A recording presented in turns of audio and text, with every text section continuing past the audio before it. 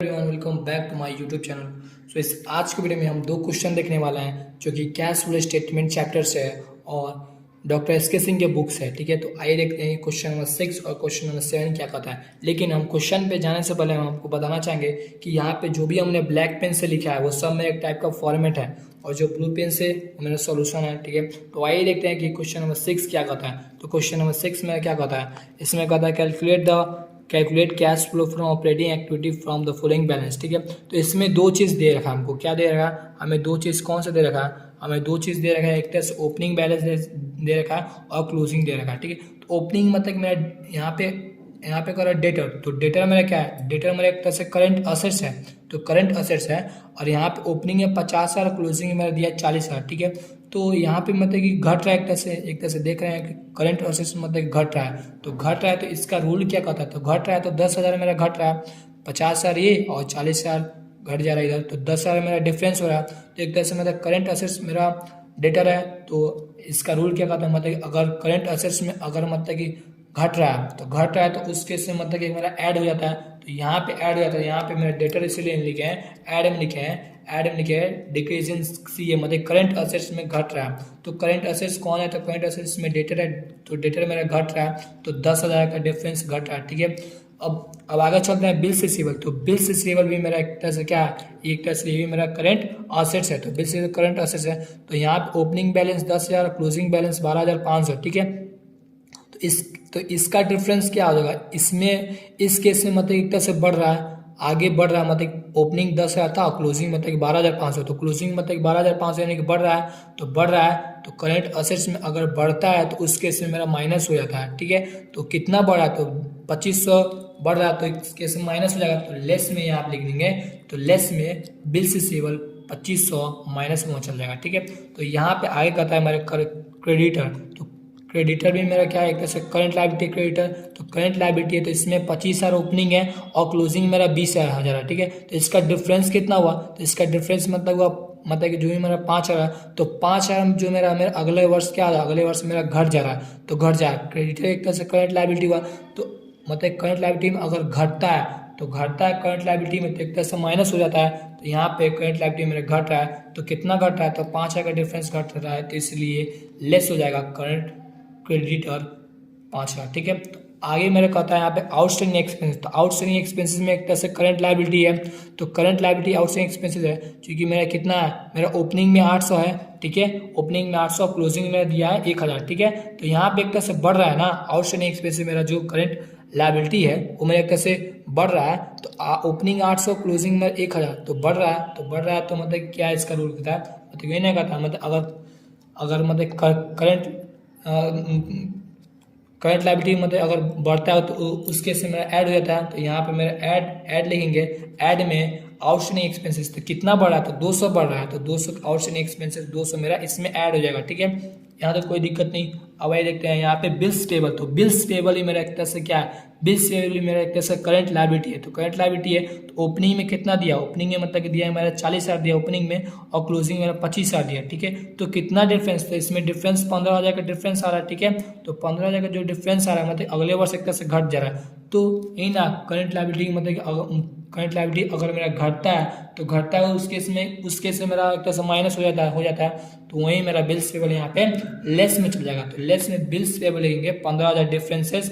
ठीक है, जो कि माइनस में चल जाएगा। ठीक है, अब यहाँ पे लिखा है एक्योर्ड इनकम क्या है? एक्योर्ड इनकम में एक तरह से मेरा करंट असेट्स है, एक्योर्ड इनकम मेरा असेट्स है, करंट असेट्स है, तो ओपनिंग में दे रखा है ये 6,000 और क्लोजिंग में मेरा 7,000 दे रखा है। ठीक है, तो एक तरह से मेरा ये बढ़ रहा है, तो अगले वर्ष मेरा बढ़ा तो कितना बढ़ा है? 1,000 बढ़ रहा है, तो 1,000 जो मेरा बढ़ रहा है, तो करंट असेट्स में अगर बढ़ता है तो उस केस में मेरा माइनस हो जाता है। ठीक है, करंट असेट्स में अगर मेरा बढ़ता है तो उस केस में एक तरह से माइनस हो जाता है, तो यहाँ पे हमने लिखा है तो लेस एक्योर्ड इनकम जो मेरा असेट्स है 1,000 बढ़ रहा है, 1,000 बढ़ रहा है, तो वही मेरा माइनस हो जाएगा यहाँ पे। ठीक है, तो यहाँ तक तो कोई दिक्कत नहीं।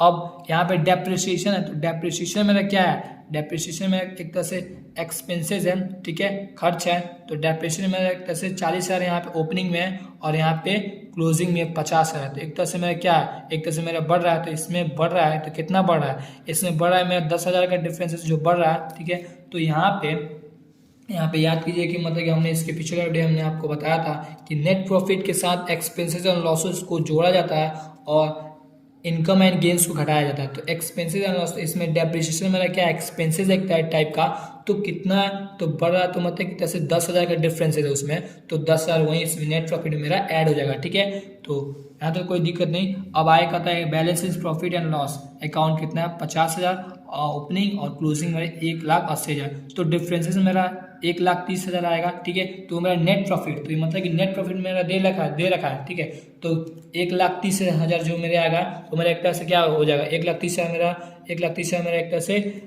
नेट प्रॉफिट हो जाएगा। ठीक है, वही नेट प्रॉफिट हो जाएगा। ठीक है, तो अब क्या करेंगे, हम इसको जोड़ेंगे। ठीक है, हम इसको जोड़ेंगे तो यहाँ पे जो मेरा 1,30,000 है। ठीक है, और डेप्रिसिएशन मेरा 10,000 है, तो 1,30,000 और यहाँ पे 10,000 जोड़ेंगे तो 1,40,000। ठीक है, अब यहाँ पे तो हमें इनकम एंड गेन तो नहीं दिया है, तो इसलिए नील हो जाएगा। ठीक है, अब यहाँ पे देखिए, यहाँ पे जो है यहाँ पे ऐड लिखा है, यहाँ पे हमने जो भी डिक्रीज इन करंट असेट्स और इंक्रीज इन करंट लायबिलिटी जो भी है इसको हम ऐड करते हैं। जो डेटर था आउटस्टैंडिंग एक्सपेंसेस था वो यहाँ पे 10,000 ये है डेटर है, और आउटस्टैंडिंग में 200 है, तो जोड़ेंगे तो 10,200 आ जाएगा। और यहाँ पे मेरा 1,40,000 ये है, और इसको जोड़ेंगे तो मतलब कि 1,50,200। ठीक है, अब माइनस इसमें क्या होगा, माइनस में मेरा इंक्रीज इन सी है, मतलब current assets and decrease in current liability. ठीक है, इस केस में मतलब कि यहाँ पे लेस होगा, यहाँ पे लेस लिखे हैं तो यहाँ पे इसमें माइनस हो जाएगा। तो 1,50,200 में से 1,50,200 में से हम क्या करेंगे, हम जितना भी इसमें से लेस है ना, ये सब लेस को अगर हम जोड़ेंगे 2,500, 500, 15,000, 1,000 जोड़ेंगे तो जो भी मेरा आएगा मेरा 23,500 आ जाएगा। ठीक है, अब यहाँ पे 1,50,200 में से हम 23,500 घटाएंगे तो मैं एक तरह से मेरा ऑपरेटिंग एक्टिविटी 1,26,700 आ जाएगा। ठीक है, याद रहे मतलब कि मेरा ऑपरेटिंग एक्टिविटी जो भी मेरा आता है, मतलब अमाउंट में जो भी मेरा आ रहा है, तो या तो मतलब कि अगर वो प्लस में आ रहा है ना, अगर वो प्लस में आ रहा है तो कैश फ्लो हो जाएगा। ठीक है, अगर माइनस में आता है तो वो यूज इन हो जाएगा, मतलब कि एक तरह से कैश यूज नहीं हो जाएगा। ठीक है, तो एक तरह से मेरा अमाउंट किस में आ रहा है, अमाउंट मेरा प्लस में आ रहा है, तो प्लस में आ रहा है तो net cash flow from operating activity, मतलब एक तरह से कैश फ्लो हो जाएगा। ठीक है, तो आशा करते हैं कि क्वेश्चन नंबर 6 में तो आपको समझने में कोई दिक्कत नहीं होगा मेरे ख्याल से। वही देखते हैं क्वेश्चन नंबर 7 में कैसा क्वेश्चन है। ठीक है, तो क्वेश्चन नंबर 7 देखते हैं। ठीक है, तो क्वेश्चन नंबर 7 में क्या कहता है, तो क्वेश्चन नंबर 7 में मेरा कहता है, इसमें भी कहता है from the following positions the current assets and current liability of BJ limited. ठीक है, तो इसमें इसमें क्या कहता है, क्रेडिटर है, डेटर है, बिल्स रिसीवेबल, प्रीपेड इंश्योरेंस, और इसमें कंपनी इनकर्ड अ लॉस 6,000 का कंपनी लॉस हो जाएगा। ठीक है, तो इसमें एक तरह से नेट लॉस दिया है, तो नेट लॉस कितना दिया है, नेट लॉस मेरा 6,000 दिया है, तो यहाँ पे हम जो भी नेट लॉस होगा तो नेट लॉस में यहाँ पे 6,000 लिखेंगे। यहाँ पे माइनस में क्यों लिखे हैं, यहाँ पे अंडर कोस्ट में क्यों लिखे हैं, क्योंकि ये मेरा लॉस है, एक तरह से लॉस है तो माइनस हो गया। ठीक है, तो वही माइनस होगा 6,000। ठीक है, अब यहाँ पे क्रेडिटर कितना दिया है, क्रेडिटर एक तरह से करंट लायबिलिटी है, तो यहाँ पे 18,000, तो 2018 ओपनिंग और क्लोजिंग 2019, तो 18, तो इसमें तो 2018 में क्या दिया है, 18 में दिया है 20,000। ठीक है, और यहाँ पे क्लोजिंग में दिया है तुम्हारा 15,000, तो इसमें क्या, इसमें एक तरह से घट रहा है, तो एक तरह से अगले वर्ष घट रहा है, तो एक तरह से 5,000 में तो एक तरह से क्या घट रहा है। तो इसका रूल ये नहीं कहता है, क्या कहता है रूल इसका, मतलब कि अगर करंट लायबिलिटी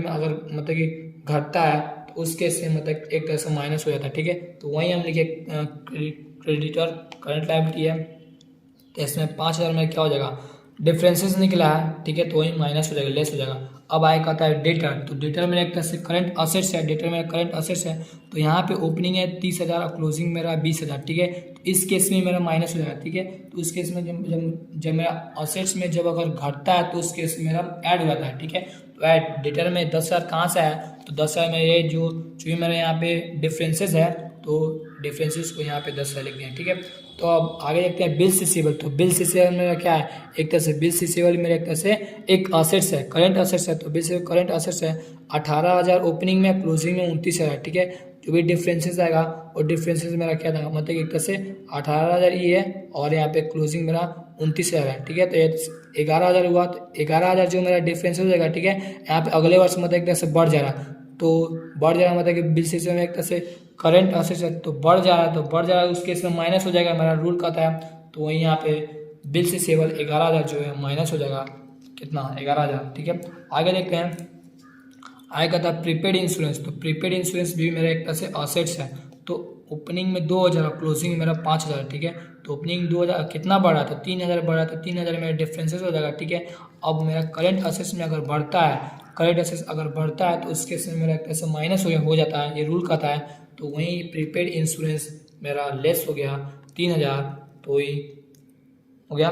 यहाँ तक तो कोई दिक्कत नहीं। अब आइए देखते हैं इसको ऐड करते हैं तो कैसे होगा। ठीक है, तो यहाँ पे जो मेरा नेट प्रॉफिट दिया है, नेट लॉस दिया है 6,000 दिया था। ठीक है, तो माइनस में चल गया। और यहाँ पे एक्सपेंसेस और लॉस तो नहीं दिया है ना, इनकम एंड गेन जो भी नहीं क्वेश्चन में नहीं दे रखा है। तो यहाँ पे ऐड में जो भी डेटर है, डेटर को हम ऐड करेंगे। ठीक है, जो 10,000 है तो माइनस 6,000 और प्लस 10,000 तो करेंगे तो मेरा 4,000 प्लस में आएगा। ठीक है, अब यहाँ पे जितना मतलब जितना मेरा यहाँ पे लेस वाला जो भी आइटम है, यहाँ पे क्रेडिटर है, बिल से वाला प्रीपेड इंश्योरेंस है, ये 5,000 11,000 और 3,000 ये सब जोड़ेंगे तो मेरे कितना आएगा 19,000 आएगा। तो मतलब यहाँ पे मेरा 4,000 ये है। ठीक है, और यहाँ पे माइनस में 19,000 कर देंगे। ठीक है, तो कितना आ जाएगा मेरा 15,000 में ऐसा माइनस में आ जाएगा। ठीक है, तो ये जो मेरा माइनस में है ना, तो हमने अभी आपको बताया था अगर मेरा अमाउंट अगर माइनस में आ रहा है तो उसमें यूज इन लग जाएगा, और प्लस में आ रहा है तो एक तरह से कैश फ्लो रख जाएगा। ठीक है, तो यहाँ पे net cash use in operating activity कितना है 15,000 जो मेरा यहाँ पे अमाउंट में